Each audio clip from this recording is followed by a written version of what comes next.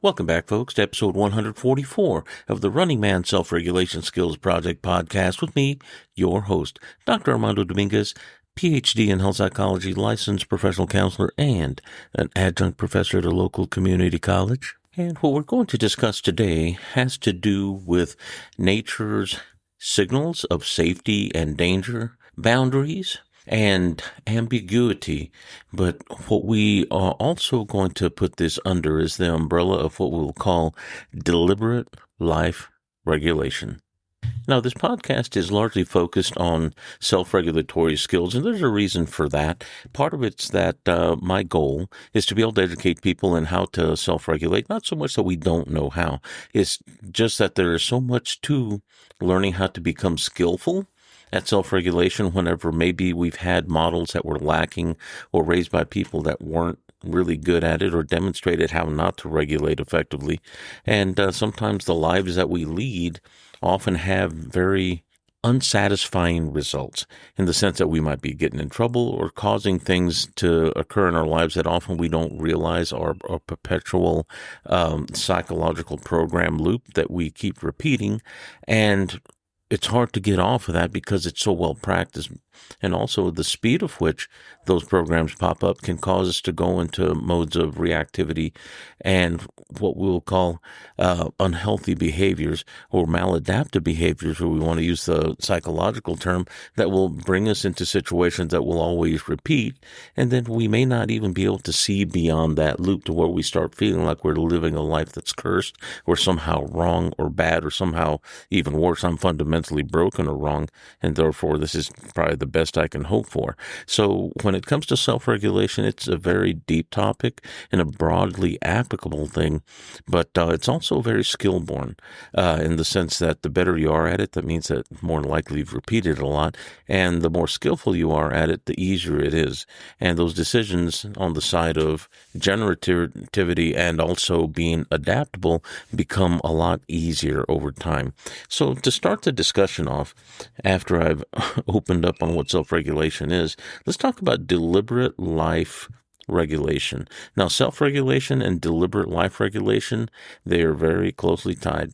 And deliberate life regulation has to do with an auto-generated or self-generated sense of I am controlling this or keeping this within parameters as far as behaviors go that I consider consciously chosen. So to be able to be deliberate means that I've picked or chosen, and that's a very high cognitive process in the sense that that is definitely a prefrontal cortical process where we take and weigh options and also potentials that we may be thinking about that could occur, and we start to kind of predict and get an idea of an expectation as a result. So this happens moment to moment, day to day, and it doesn't always have to be something that's life-changing or life-endangering or life-engendering for that matter, such that it's a huge decision. But the term deliberate life regulation is what we're doing whenever we're guiding and picking and choosing moment to moment. So this is a really important term to keep in mind as we move the discussion forward. The natural question that we're going to ask first is, well, what are we regulating if we're self-regulating? And two, why would I choose to intentionally regulate an experience, whether it be a thought process or maybe how I'm feeling? And feelings aren't always something we can regulate directly, but more so indirectly, because that is something that arises from what we'll call a perception that arises from our senses moment to moment that tells us if something is dangerous to us in the immediate physical environment or something that we would conceive could become dangerous in our minds, that over time, if we do not take care of or change or move or regulate our environment, so to speak, then they could become dangerous or useful to us, whatever direction I might take with that. But the important thing is that whenever we're looking at feelings, not necessarily just emotions that arrive that have an opinion and a cognitive process attached to it, the feelings are the pressures that we interpret of the environment that tell us whether or not we're safe or not. Our assumption of safety, that term that I continually use, it's a very important tool to help us understand, is that being met as far as my organism, my body, my human, my person? Do I feel safe? And that will give us a very distinct and exact, for instance, whenever we're being raised by parents and we're used to a home that we go to every day or that we see every day from a very young age, when we're pre-verbal, when we're largely learning our world moment to moment, and we're technically unsocialized little savages. I love that term. Up until about age 2, and we start learning the rules and guidelines that keep us not only safe but out of trouble, and also in the good graces of those that feed us, house us, and wash us, clean us, and all that good stuff.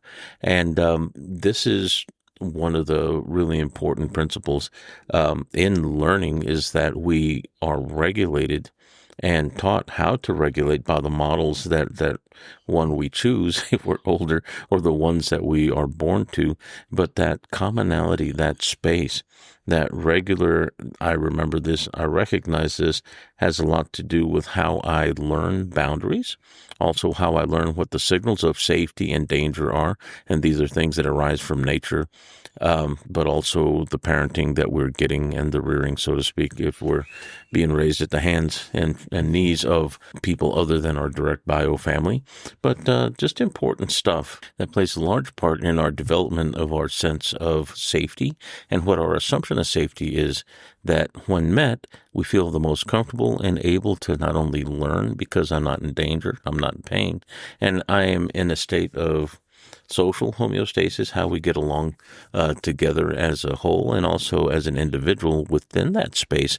If I'm like 2 and running around the house exploring, that I have the capacity to feel like I can do that without running the risk of hurt, harm, danger, this sort of thing, that we learn to recognize rather young. We may not have the fullest of the understanding that comes with understanding what's dangerous to us, because we're in exploratory mode, but we will learn at the hands of experience, at the hands and feet of the people that raise us, this sort of thing. But the assumption of safety does have a lot to do with self-regulatory skill that we gain, that's regulating myself, which is what we call the deliberate life regulation, that in a bigger nature sense is something that we all have to learn, and we become more conscious of it. And we'll discuss that level of below conscious intent, where it becomes deliberate, to the not so conscious intent, when things aren't as deliberate but more programmatic and neurologically reflexive, so to speak. And we'll discuss that part next. Now, the next part, I want to enter into this by recognizing a neuroscientist. His name is Antonio Damasio, and he had been a neuroscientist for many decades, written quite a few books, but the book that I held on to, and I've mentioned it a few times on this podcast, is called Descartes' Error, and that error having to do with Descartes' idea of I think, therefore I am, as a foundation for his argument that there are some true subtleties in our neurological development that lean more on the bio side of things versus just strictly in the higher cognitive, to make sense of what we call consciousness moment to moment. Now, what does this have to do with self-regulation? Well, I'll be very honest. It has a lot to do with self-regulation, because that is a deliberate life regulation, but is also one that hinges on the not so deliberate, what we would call our natural protective mechanisms that are under the threshold of consciousness. And this is where the Running Man program rides best, in that we bridge between what we call our deliberate life regulation or self-regulation to those things that are regulating me. And it's still self, but it is more on the short and dirty, or the quick and dirty path, that is pre-conscious, riding under the level of conscious, deliberate choice, and our subjective capacity to interpret what my experience is and give it a name, a label, a narrative isn't occurring at this point. This is just the raw data that we're responding to whenever things are very sudden, and my assumption of safety is no longer being met, has been shattered or destroyed, so to speak. But that level of arousal that increases often is kicked into motion by signals having to do with our environment external, but also it can come up from what my expectations and fear from prior experience, subjective experience at this point, because I'm pulling up memory, have brought about, such that my body believes in it, can't tell the difference. And this is where we're basically straddling the fence of conscious awareness and conscious deliberation, and what we'd call pre-conscious subthreshold awareness, and this is where our body is aware of things, but so fast that my conscious mind can't pick it up.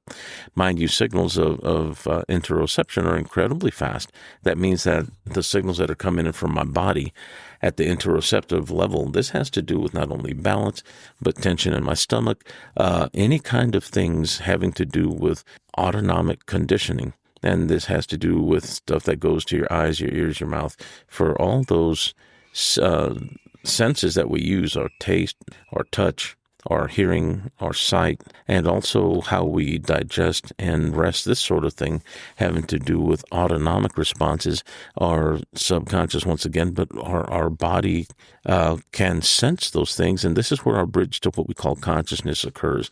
And that was a long, hairy run-on sentence, I'm sure, but the reason I say it this way is that there's so much in that it's so close, they're butted up right next to each other, and we're straddling that fence at times whenever things basically become autonomic, wherever I get scared and my temperature regulation and my flushing in my skin starts to happen because I'm responding to an environmental cue, something that's sudden or loud or shocking to me, and I have no conscious override for that within the moment that it's occurring. The body is making safe, and it is not time to make sandwiches. It's not safe enough to sit down, rest and digest and make friends right now. It is now time to organize and orient to whatever it is that's going on and determine whether or not I need to run, fight, or flee. And oh my, I'm the bologna sandwich, I'm going to get eaten, this sort of thing, or I want to prevent that by doing what? Not being there. So important stuff to think about. So from the perspective of Damasio, he basically was saying that Descartes was thinking and getting stuck in the thinking process, which he did an incredibly deep thinking exercise.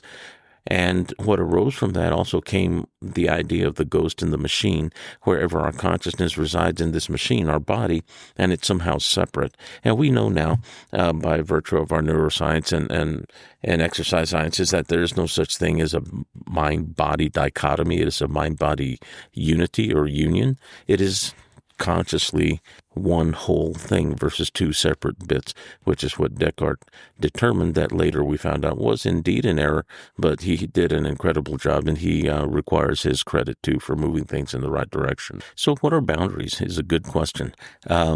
Socially, when we talk about boundaries, this has become one of the things that with self-help has become an incredibly useful tool to help people recognize that you do have the right to protect yourself and not allow people into certain physical spaces, don't touch me, to mental spaces, not allowing them to have their opinion riding about in your mind, rent-free, so to speak, and causing you harm or a sense of stress or unsafety or anxiety. And these are important ideas to work with. They're strategies that we determine will actually lessen stress and anxiety whenever someone has an opinion, and we realize that whatever their opinions are, that's their business, has nothing to do with me. It doesn't mean that you don't exist in the social world where you interact with them, but what their opinions are of you do not have to be considered sacrosanct, and they said it, so therefore it must be. Well, what happens to your opinion of you is the question, and what do you think of yourself, and why is theirs so much more important than yours, and why are you feeling so anxious and upset because of what they said? Possibly. And there's a belief quality that goes with that. There's definitely a social dynamic and power differential there. And I've discussed it on a few other episodes, but it's really very important to this conversation in particular, in that often we like what we say and the voice we speak it into ourselves, our self-talk, but there are those that have influence that we value. And sometimes there's some very deep visceral ties to that, wherever if we, let's say, argue with mom or dad and say, hey, that worked for you, but this isn't working for me. When we start to differentiate, often there's internal tension. There's mental, emotional anguish that one feels, physical feelings of discomfort as a result of saying, I can't do what you do, or I'm not going to believe what you believe. Not so much that everything else gets thrown out wholesale, but rather that there are bits and pieces of what they came up with that served them at that time. And it's not so much that there were bad things, but maybe they don't serve you well, and maybe it doesn't make you feel good when you do the things that they encourage you to do. Let's say, whether it be voting, going to church, or doing certain things on certain holidays, or going places, and recognizing that there's discomfort and being true to yourself and realizing that this makes me feel bad, so I don't want to do this. And having an honest conversation often helps, but not always. Often people are we're so seeded into traditions, and this is how we do it, such that they override the best benefit of the individual, and many individuals run around experiencing discomfort. Now, whenever you're with family, you have to do things with family. That's understandable.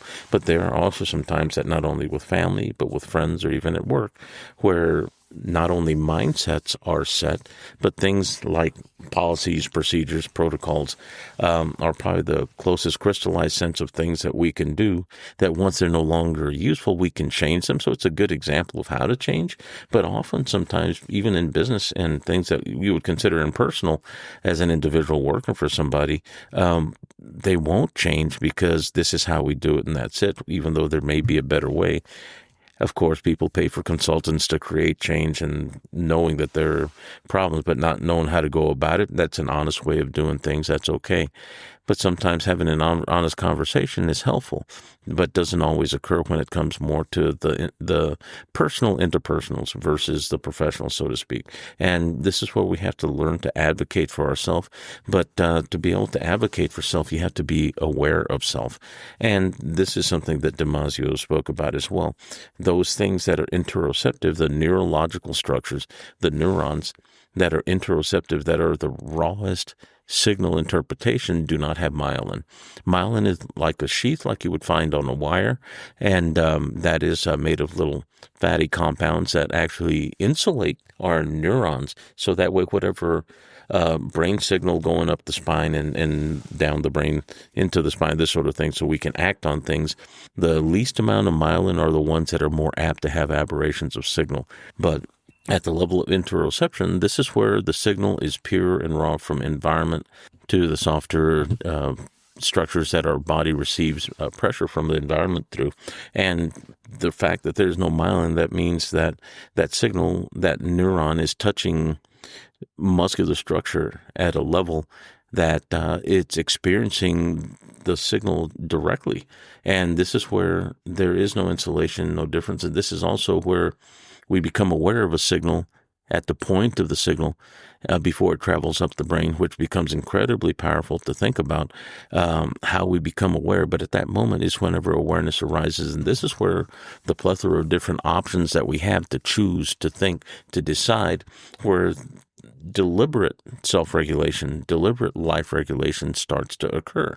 So is it a preconscious thing to say self-regulation starts at the impulse or the energetic level where a signal comes in from a physical structure into the neuronal structure? Well, you can say that.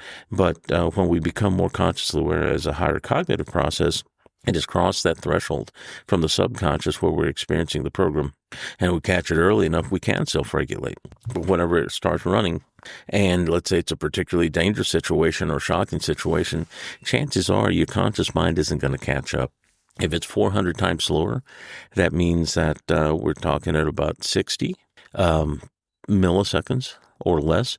We're not going to consciously be able to deal with it other than treating it as a threat by default, which means make safe first, make organism safe, and then you can say sorry later if you act in a way that's one, maladaptive, or two, shocking or strange, or even dangerous to someone else or something else.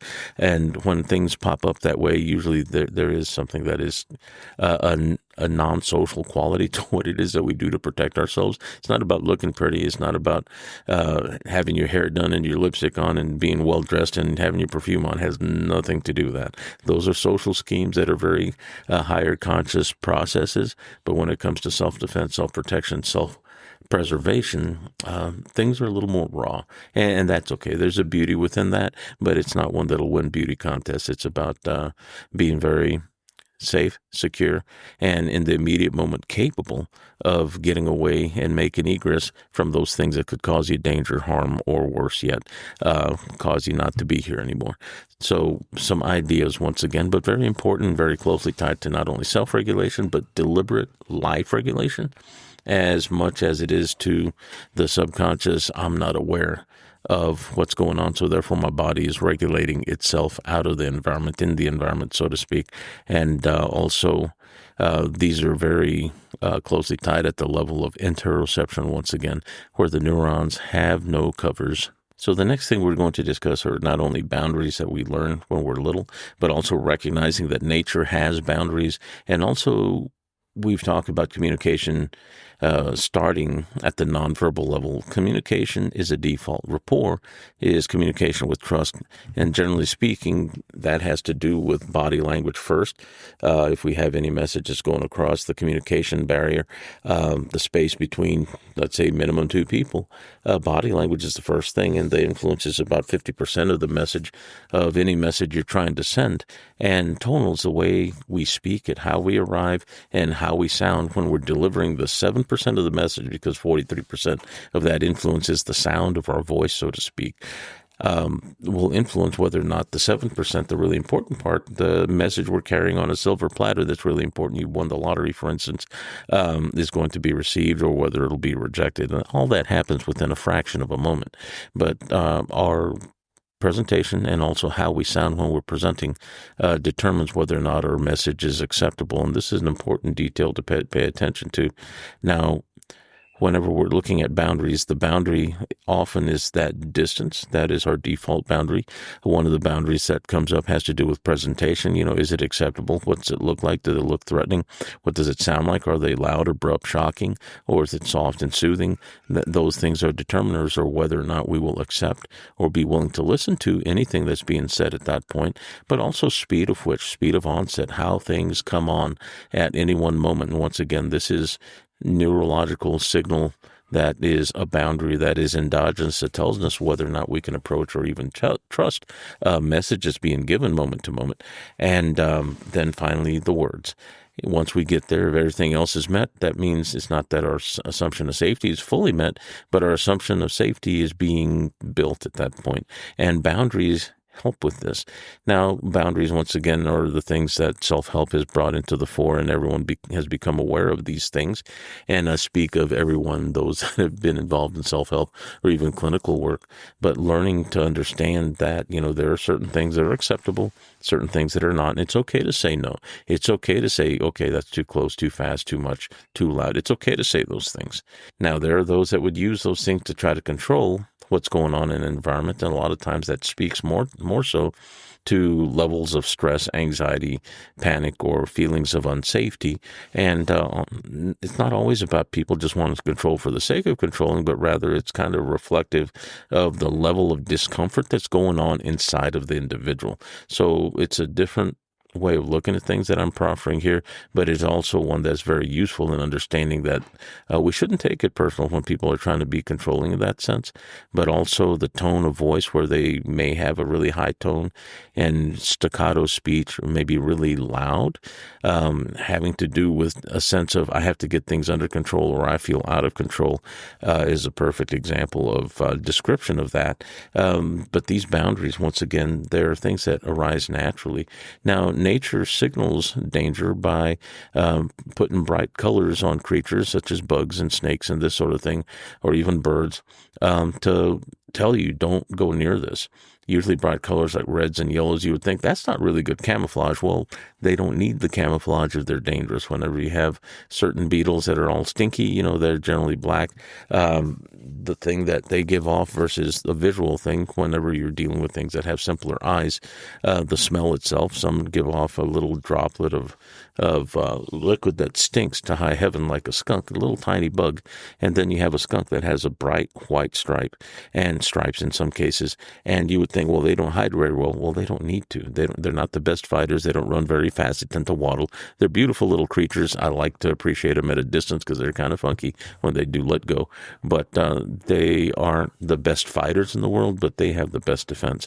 And most of the animal kingdom does not like to be around them. And often, if we look at that, that is a deliberate life regulation. And it can also be, for them, a reflexive one if you shock them, because there are some creatures that have been picked up, little skunks, and they do not scent. But yet, if they shock them or feel threatened, they do. And it's an automatic thing, but they can consciously control it for the most part, which is really kind of cool. But on top of that, that is an example of a boundary. Sometimes we set up a boundary verbally by the way we act, by the tension that we keep in our body and looking abrupt. And this is where we start looking into the social scheme and what's called bravado. Now, bravado is an act where we want to appear bigger and stronger, more intimidating than otherwise we actually might be. And putting on the show, hoping people will buy into the fact that if I look like too much trouble, people won't mess with me. And sometimes this works, doesn't always. But if it doesn't, you better have the backup for it, because chances are you're going to be tested or look really bad in the social scheme. But the reason I mention this is that often that is a way of setting up boundary. Much of the boundaries we set up are not only how we arrive, but how we speak. And there are sometimes where we have people that are acting in a way that are overstepping our boundaries, and sometimes we have to let them know. And whenever we don't let them know, we let them run over us roughshod, and then all of a sudden we stand up. They get offended because they've become entitled to that sense of behaving without correction. And this can become problematic in a social sense, but also at work. And even animals, whenever we're teaching them, they may get a little abrupt with us, but they will learn with repetition. But the fact of the matter is, whenever we have ambiguous boundaries, we become uncomfortable, not only us as in interacting with folks, but we start to be a little anxious and tense, and we start to pat around and maybe test and see where can we go, where can't we. Some are a little more bold about it, some are a little more cautious, but caution is necessary, because when there is ambiguity, there's a potential for novelty, interesting, hey, this is fun, not only new, but it can also be dangerous, and lots of unknown right there. So those are things that we try to protect against, because sometimes the unknown brings not only unknown, but unwanted consequences and circumstances. So very important to the idea of self-regulation, not running off and just playing as if there is no danger and assuming that things are safe when there's a possibility that they couldn't be, or they might be dangerous to you. But also walking warily without necessarily being anxious or stressed and worrying that the other shoe is going to drop, even though it possibly could, but at least being aware enough that you don't lunge forward and put yourself into unnecessary danger. And this has to do with, once again, deliberate life regulation and not being foolish, so to speak. Fools rush in where angels fear to tread is something that we usually speak about, doing things foolishly and haphazardly and without thinking. And this is actually a really great guideline and kind of reflects what it is that our neurological system does, and also what we try to gain whenever we learn deliberate self-regulation. The Self-Regulation Skills Project of the Running Man model is what this is about, learning how to gain more control and a sense of safety as you move through your world day to day. And I certainly encourage every one of y'all to work at becoming more skillful and becoming more aware of not only self, but also those signals that kind of go really fast and make me wonder why I did this, and know that those things can be changed. And tip of the hat to Antonio Damasio and Eckhart Tolle. Amazing book. I loved the book. Many years back, came out in 94. I would encourage y'all to pick that up if y'all want a good neuroscientific read. But beyond that, I just want to tell you thank you for passing this Sunday morning with me, and I really enjoyed talking about this. It was very fun to kind of research what it was I was going to be doing for this podcast. But on top of that, I want to tell you thank you for listening. And for all those that are now listening new, I want to tell you thank you for giving me some of your time as well. But if there are any questions or concerns, or even any kind of feedback you'd like to give me, or any requests, please send them to the email at runningmangetskillsproject@gmail.com. I'd love to hear from you. And above all and beyond all, please make sure that you're safe. Take care. Walk well.